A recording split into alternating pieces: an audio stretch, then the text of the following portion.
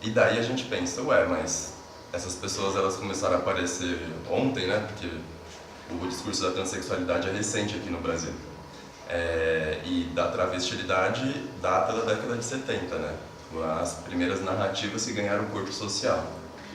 Mas a gente vê que nas diversas formas de manifestações artísticas e culturais da antiguidade já tinham essas práticas diversas da sexualidade e do gênero, práticas sexuais transgressoras. De acordo com Spencer, as práticas sexuais entre pessoas do mesmo gênero eram necessárias para determinados grupos sociais. Nas tribos das ilhas de Nova Guiné, Fiji, Salomão e os que primeiro colonizaram a Melanésia, a prática sexual passiva de um menino com um homem mais velho fazia parte de um rito de passagem, em que o homem depositava no menino, por meio do sêmen, a virilidade e a força necessária para a sobrevivência da tribo. Então, isso já vem historicizando um pouco essas trajetórias, né? E aí a gente vê também que na Grécia Antiga era habitual também as relações entre um homem mais velho, né, e um menino mais novo, como forma de ir atribuindo sentido, significado e papéis sociais para aquela pessoa. A gente vê também em tribos indígenas e em tem diversas ocorrências, né, ao longo da história dessas práticas sexuais. Só que num determinado momento, essas práticas elas deixaram de ser consideradas uma variante comum para se tornar uma patologia, para se tornar legalmente algo criminoso. E aí a gente vai entendendo um pouco mais como que esses emaranhados vão fazendo o significado desses corpos, né? E daí, voltando um pouco lá na história, a gente vai ver que lá no século XVII imperava um pouco a concepção do isomorfismo, né? Que era uma concepção dos anatomistas que trabalhavam no sentido de entender que existia apenas um corpo humano com dois gêneros, duas possibilidades. E aí foi se instaurando um regime binário de compreensão dos corpos humanos, né? E o corpo feminino, no isomorfismo, ele era praticamente um corpo masculino invertido. Então, os testículos eram os ovários mais interiorizados, né, mais para dentro. O pênis era uma vagina, aliás, não era considerado uma vagina na época, era considerado uma bainha côncava no qual o pênis se insere e no qual o filho nasce. E aí essas duas formas, né, que são atribuídas à feminilidade, elas invocam automaticamente a heterossexualidade e a maternidade para dar sentido para esse corpo, né? E aí lá no século XVIII, enfim, né, o que era bem comum, que era visto nas sociedades, era percebido que tinha pessoas que viviam uma incongruência com o sexo de nascimento e o gênero que performava na sociedade. No século XVIII, isso começou a ter uma implicação maior através da sacralização da igreja, né, na Europa medieval, que foi compreendendo e estabelecendo a heteronormatividade como um regime político de controle dos corpos, né?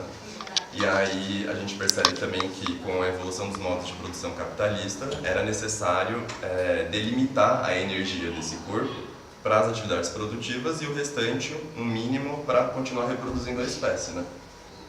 E aí a gente vai percebendo que ocorre um regime de associação entre a genitália, entre o gênero e o que se espera das práticas sexuais. Daí, nesse sentido, uma pessoa que nasce com pênis, ela vai ser considerada um homem e é esperado que ele vá se relacionar com mulheres, né? Então, a heteronormatividade implica também num regime de coerência e continuidade entre sexo, gênero, práticas sexuais e desejo, né? E aí, né, a Butler, que vem nos estudos queer criticar um pouco como que foi fundamentada a categoria mulher dentro do feminismo, ela vem dizendo também que não só o gênero é cultural, mas que o sexo também é construído socialmente. Porque é a partir de um discurso e de uma operação de diversos dispositivos que vai dando sentido para aquele corpo através do genital.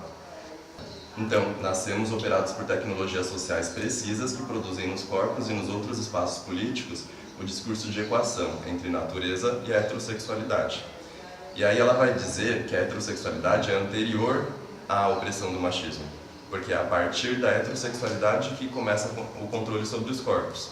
Quando se nasce menina, se espera que seja passiva, que receba o pênis, e a partir disso que ela reafirme os papéis sociais, né? E daí, com o tempo, a ciência, né, começou a tomar um pouco mais do poder desse discurso, deixando um pouco da igreja de lado. E a biomedicina começa a estudar, a se debruçar sobre esses fenômenos da sexualidade como uma forma de controle desses corpos, né? A biomedicina, então, é um terreno privilegiado de produção de significados sobre os corpos. No saber biomédico, as travestis e pessoas transexuais são classificadas no Código Internacional de Doenças e no Manual Diagnóstico e Estatístico de Transtornos Mentais.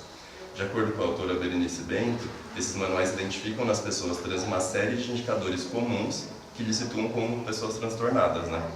Então, o que a gente entende? Que é uma elite biomédica, né, que faz parte, enfim, dos Estados Unidos, então são pessoas que estão bastante distanciadas dessa produção de gênero, vão classificar e vão ahistoricizar essa experiência, né? E vai esperar que muitos países acabam replicando essas categorias. Então, o CID-10, o DSM, ele é adotado praticamente pela Europa, pelo Brasil e vários países para identificar essas pessoas como transtornadas.